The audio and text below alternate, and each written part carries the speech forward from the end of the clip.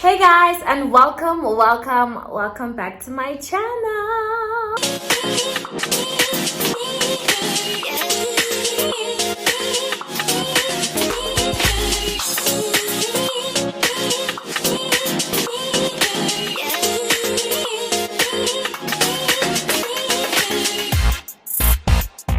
So as you guys can see, I'm back with another story time channel.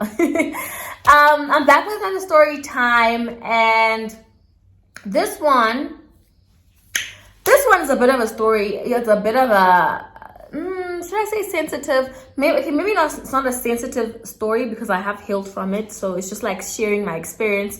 But another thing is that there are a lot of people who are dealing with similar type of situations, like just toxic co-parenting. So I'm just gonna share like a little story. There are so many events, guys, that have happened, and I guess maybe I am open to sharing now after a long time of healing and just like a back and forth. I think I'm ready to share this part with you guys. Like I said, there's so many events, so it's stories in okay, but I'm gonna tell you guys about this particular one. It did happen quite a couple of years ago. Let's not waste any time, and if this is something that you're trying to hear, girl, grab a drink or some tea and continue watching. Don't forget to like, comment, and subscribe, and I hope you enjoy. Okay, so I'm not gonna get into how I met this guy because there actually is a video about that on my channel. Like, should I link it down below? Okay, let me link it down below. I'll link it down below and you guys can get to know how we met. Because now I'm not going to get into that. Otherwise, it's going to be a long story time. And one of the reasons why I'm sharing it, like I said, is because I know that it is quite a very common thing that happens to a lot of young parents. Recently on Twitter, there was a girl who was like getting engaged. And her baby daddy came out of nowhere and just started like speaking ill of her, and just like it was weird. So I know that toxic co-parenting is something that exists. So I'm trying to get you guys into, I guess, my life in terms of this, because I know that I don't share that at all on my channel, like at all. But now I'm here and I'm just gonna tell you like a few scenarios. I'm gonna start with this one, okay, because it was quite dramatic. Yeah, let's get right into it. So I was in a relationship with this guy. I was dating this guy for over a year, and honestly the relationship was quite fun. We never really fought, we never really had like dramatic situations. If there was anything that we didn't understand, we were always able to like communicate like adults. Like we were always able to we were always able to express ourselves without like making it a dramatic thing, and we always had that thing about once you get to a point where you're not happy in the relationship, you're more than welcome to leave. So we always had that conversation, out of the way. So like I said, we were getting along, and the relationship was really like all about fun and drinking and like hanging out with people. Like, I don't think I've ever drank that much in my entire life. I don't think I've ever gone out that much in my entire life. Like in that relationship, it was literally just groove. I guess that's what happens when you date a groovist, okay? So again, I was in like my groovist relationship, and I so happened to get pregnant. I don't want to lie, this was not planned. This was not part of the plan. I at no point in my life even thought that I could get pregnant. So I got pregnant, and I obviously chose to keep the baby, which I understand that it took him some time to wrap his head around that, but eventually he did. And our parents found out, our parents were told, and the parents even met, like it was something that was like, it's happening. So obviously life had to like completely change, because I felt like for me, it was the best thing for me to go back home and leave PE. And around this time, I had graduated in 2018. Then I started MCC. I got accepted for Media Communication and Culture in 2019. So I was doing that. I was doing my first year. But nonetheless, I dropped out, and I came back home. And, that was literally like a complete shift in the relationship. Also based on the fact that now we're in a long distance relationship, and there's like an elephant in the room. Like there's literally a pregnancy in the room. So it became like very difficult, especially because he's in PE and he groovist. Like he was still being a groovist. And not that I had a particular issue with him being a groovist, but I also wanted us to be at a common ground about the fact that and we need to put our mindsets, we're gonna have a child. Let's also think like that. And I think it took him some time to transition into like this reality. Whereas for me, I was literally faced with this reality every single day because I did not have a social life. I did not have people I can just talk to. No one related to me. No one understood me because no one was pregnant. Okay? I was the only person who was pregnant by myself. So it was quite a tough time. And it became so difficult being in a relationship because, you know, I can imagine that the last thing that he needed in his life was a pregnant, hormonal, emotional girlfriend while he's just trying to groove. Then obviously what made matters even worse is because I was pregnant around the second half of the year. So leaning towards December, which is like festive season, which is literally groovist peak time, okay? And he just wanted to live his best life and he did not want to have to deal with my emotions and stuff like that. That's me trying to reason with his standing. Because I remember there was even a point where he had gone to a trip with his friends, and throughout that trip he was not speaking to me. And it's not even that I was pestering or calling him, because I am someone who has a bit of pride. So like, they avoiding. If you're avoiding me, I'm gonna leave you alone. So I remember that happened where he literally wasn't even talking to me until he came back from his trip, or until the last day of his trip where he called me and he was there. So it was things like that that really put me in a very like tough point, to the extent where we kept breaking up and like making up. It really felt to me like, oh my gosh, like I'm on my own. And he would always be like, oh, come on, you know, we can't really break up for those reasons. It seems minor. Other people are dealing with like cheating and infidelity, and now I'm complaining about him going out. And once again, not to justify anything, but I also feel like you can't be, if you're gonna have a child, like there has to literally be an element of like you, I don't know, like it's a shift in realities, okay? So I think you have to start accommodating and like trying to see how your life will be as a parent. But anyway, he really struggled with that, and as I said, we kept doing this on and off, like breaking up, making up. Then eventually the baby came into the picture. So the baby came into the picture, and I think at this point we were like on and off still, like on and off. I think when I was giving birth, we were back together. And then we tried to do things, you know, tried to date. But obviously it was a very tender position for me, because I really also felt like, geez, I needed you a lot throughout the pregnancy. And like, honestly, I also didn't think that he was still ready or he was ever going to change. I still felt like I just needed to pull my pants up and like understand that I might have to do this alone.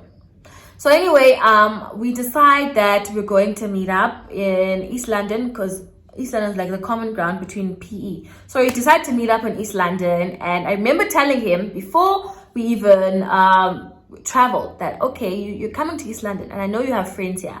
Do you have any other plans apart from coming to see me? And he was like, no, he doesn't have other plans apart from coming to see me. So okay, cool, we meet up. And the only reason why I was asking this guy is because previously when I was pregnant, we had a similar situation where I went there and I was pregnant, and he called me literally maybe like 30 minutes before he arrived and told me that his friend is hosting and I was literally left alone in an Airbnb by myself in East London.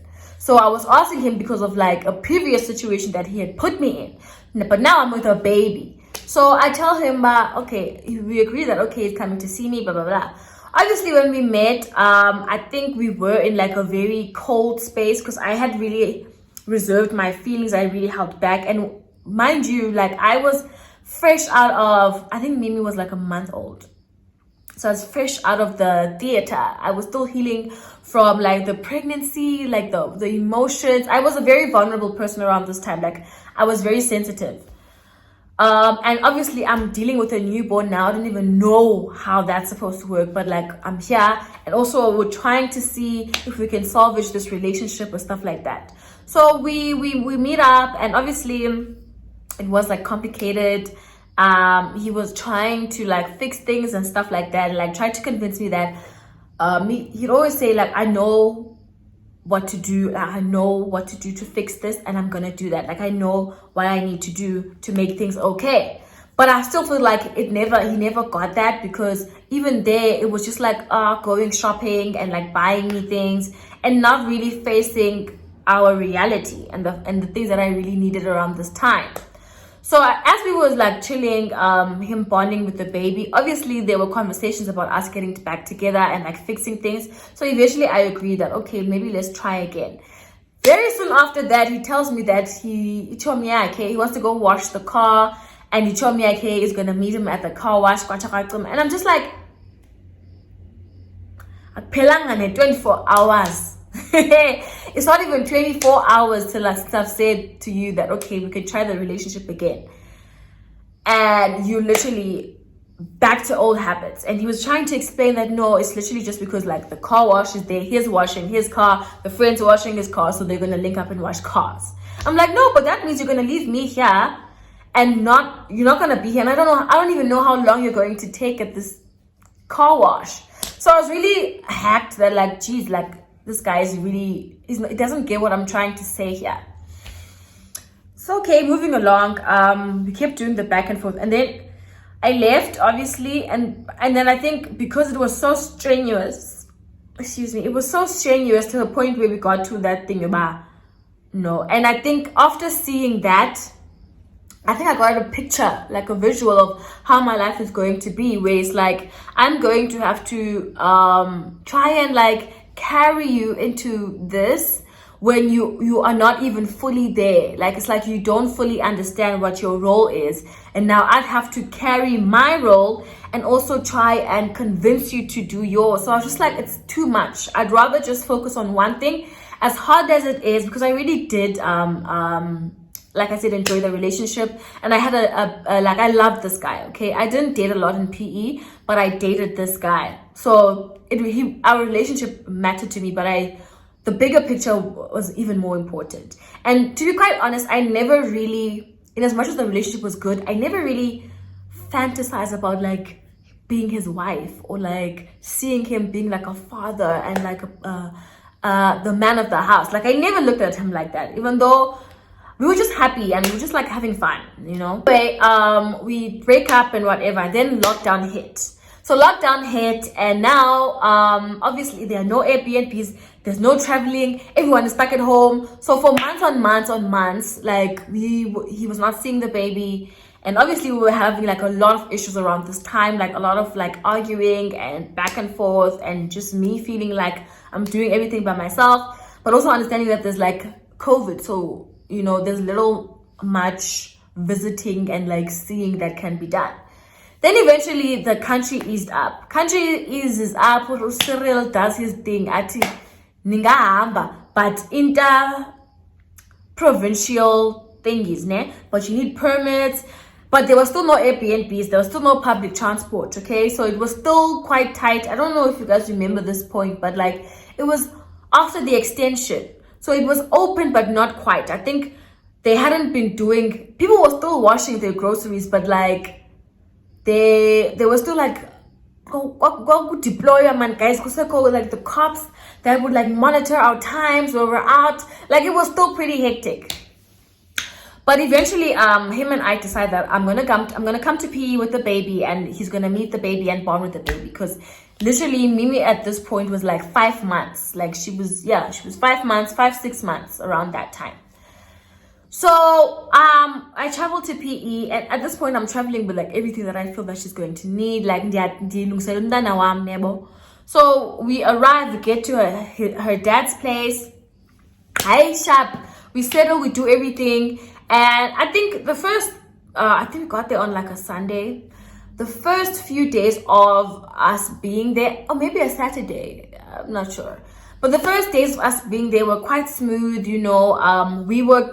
There were very set boundaries, in the sense that we understood that we are not together. We're like co-parenting / friends, because we would chill there, we would maybe have a drink, I would cook, but there were no feelings or anything like that that's being like spoken about. But I knew, if I'm being quite honest, I knew that I still loved him, and I knew that a part of me was like, if he could say the right thing or do the right thing, maybe I would give in and we could get back together. Because ultimately, I also felt bad for a long time about like, okay, am I the reason why my child's not gonna have like a mommy and daddy in the house? Like, is it my fault? Yeah, well, but now I'm gonna complain about her coming from a broken home. It was like it was very confusing.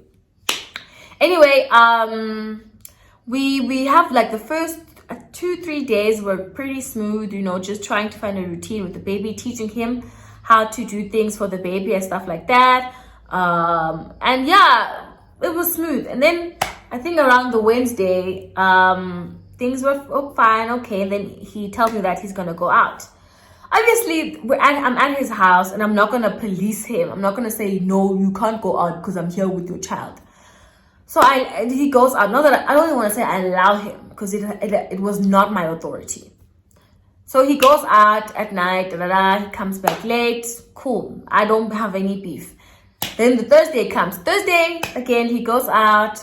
Cool. Even though in the back of my mind, I was like, okay, I brought the baby here for you to bond with her. And that also includes like night routine where she wakes up at night, she needs a bottle, she needs to be changed, And now I'm the one still doing all of that. You're not. You're out clubbing, chilling with your friends. So it was starting to like get annoying for me, but I still kept quiet because I'm like, okay, I don't, it's not my position, and I don't want to be like that. Aisha, come Friday, we're just chilling, watching TV, I remember. And then my mom calls me. And she's like, listen, there's going to be a little bit of a delay. We're going to pick you guys up on Sunday. Is that fine? So I'm like, okay, that's cool. So obviously he hears me on the phone with my mom. And then he's like, yo, I'm actually hosting a party on Friday, like today. So I'm just like, what? And he's like, yeah, I'm hosting a party and I'm having it here at my house. So I don't know what you and the baby are going to do. And I'm just like, what do you mean? And he's like, yeah, well, if I'm having the party here, you guys can't be here. Oh. Mimi is 5 months. There are no Airbnbs. There are no bus tickets. There are no flights. Nothing. And you literally just heard my parents say they're going to only be able to pick me up on Sunday. You heard that. So I'm just alarmed at this point, like, and but I'm trying to keep calm. I quickly call my friend right in front of him, and I'm like, I'm gonna need a place to stay, And she's like, okay. She's obviously like, what the hell? But she's like, okay. So let me give you guys a bit of a base. Okay, what's happening here? So he's hosting a party it's gonna be his birthday weekend. I think his birthday's on Saturday, and he's gonna have the party on Friday. So in my head, in my stupid, naive head, I thought part of the reason why he even wanted to have the baby here was because maybe he wanted this to be his first birthday where she's celebrating with him, like in danger. So I thought that was sweet that he wants to celebrate his birthday with his daughter, but can't, his daughter and I are actually crowding his space and cramping his style. Mind you, I just want to add that around this time, parties were definitely illegal. Like, no one was allowed to host parties. But okay, it's none of my business. But I took my stuff and I packed and I left. I left to go stay with my friend. Obviously, my heart was so shattered because I was just like, okay, the back of my mind, like, okay, I understand that it's your birthday and like you have the right to do whatever you want. But at the same time, like, maybe not even me, but like you're a kid. You don't even know how we're gonna sleep. You don't even know if we're gonna be okay. You're just like, y'all need to be out. But I said, okay, cool. So I take the baby, I take everything that we're gonna need for Friday, because Friday is when he was gonna have the party. I think Friday was actually his birthday. Friday, he has the party. I'm at my friend, and my friend was just trying to cheer me up, just trying to make sure that I don't think about this, which was great. she even told me not to check like social media and like watch his things because it's gonna trigger me. So anyway, I chill, we have a good time. I even wished him happy birthday, guys, on Instagram. I even posted happy birthday. Fine. I don't lie, I did glance a little bit on what's happening on his social media. I saw it was having a blast. People were, I think the whole of PE was invited, okay? Everyone was coming, everyone was having a good time. I was like, okay, cool. I shop. The next day comes, and I text him quite early, like, okay, can you please sterilize the place before I come with the baby, like just sanitize and make sure that it's clean and proper, because again, like it was still prime COVID, like it was so bad. So he's like, okay, cool, you guys can come around 2 p.m. because there's so much that needs to be done and cleaned out. So I'm like, okay, sharp. The day goes on, my friend and I are chilling, we make breakfast, we bath, we get ready, I bath the baby, we're cool, taking pictures, everything is nice. So around 1, I think my friend and I were walking out to go buy airtime or something. I get a text from this guy and he's like, yo, I think you might have to extend your stay at your friend's house. And mind you, my friend already told me that I don't know if she was going somewhere with her dad on Saturday or she had plans, but she definitely wasn't going to be able to accommodate us that day. So it was very important for us to go back. So he's like, hey, listen, you guys gonna have to make a plan for yourself. I'm gonna post like part 2 of the party, and I've made promises to people and I'm not gonna disappoint those people. So I'm just like, what?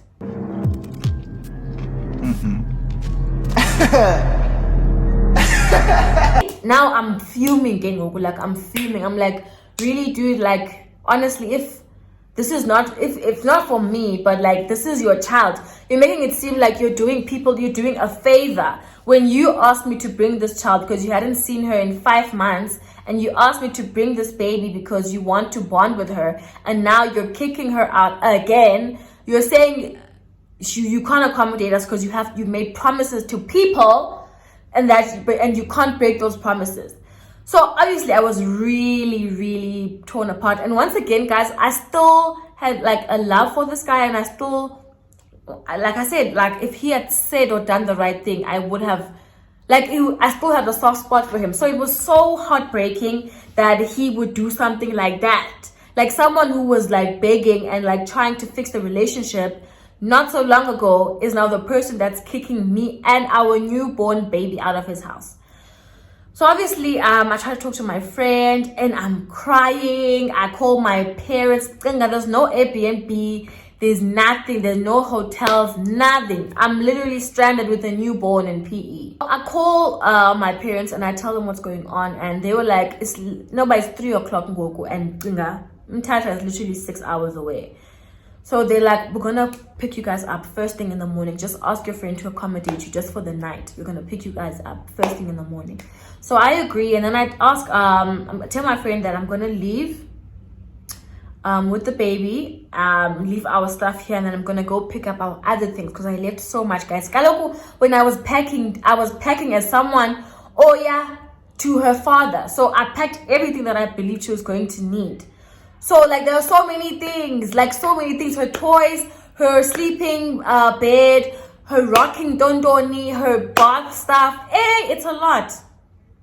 So I went back to his place. I remember I was even crying in the Uber.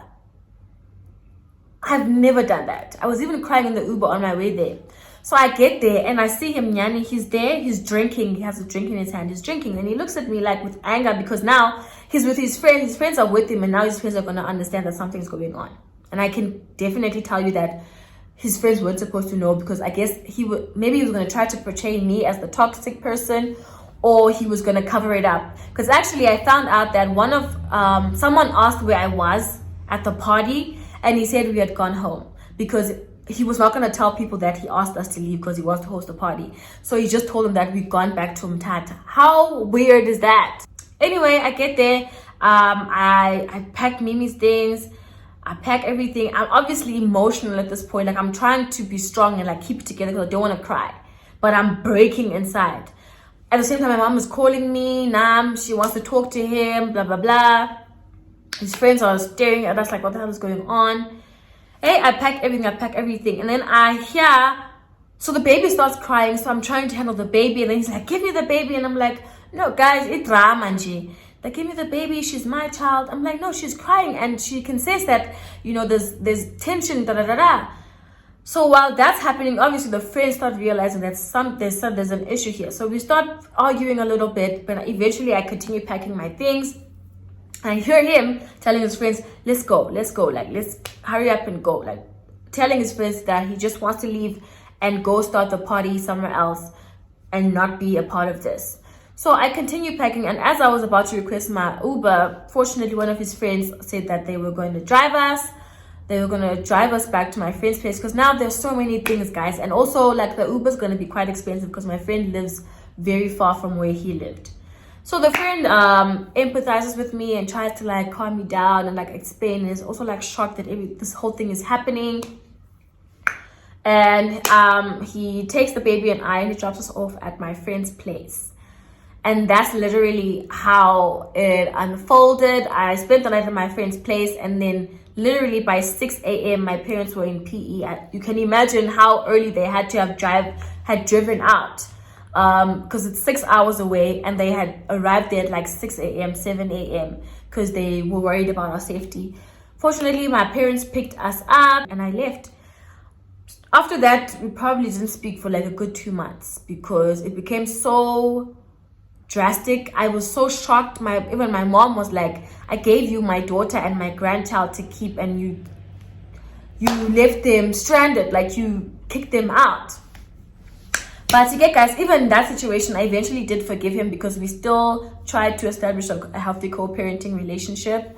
So yeah, you guys will tell me if I was dramatic or he had every right to do so. You will tell me in the comment section how you guys feel about this situation. But I won't lie, Shem. For me, I don't think anyone deserves that kind of treatment. I would have never done that to anyone. I think there were also so many other options they could have done. His other friend is always hosting parties. Like when we were still dating, he would be hosting parties. They could have moved the venue to the friend's place, or at least the second day they could have moved it to the same place, because the first day I was willing to leave, but like the second day, like I think someone else would have made plans to accommodate their child and the mother of their child. I don't know, maybe that's just how I think, but I guess he didn't owe me that, so that's what happened. I'm gonna end it here. Like I said, there's so many chapters of my co-parenting situation, and as we go, I'll be more open with you guys about this subject because it is quite sensitive, but I've healed a lot and I'm still dealing with a lot of things. But you know what we're gonna do, child. Okay, I'll see you guys in my next video. I hope you guys enjoyed it, and I love you guys. Bye.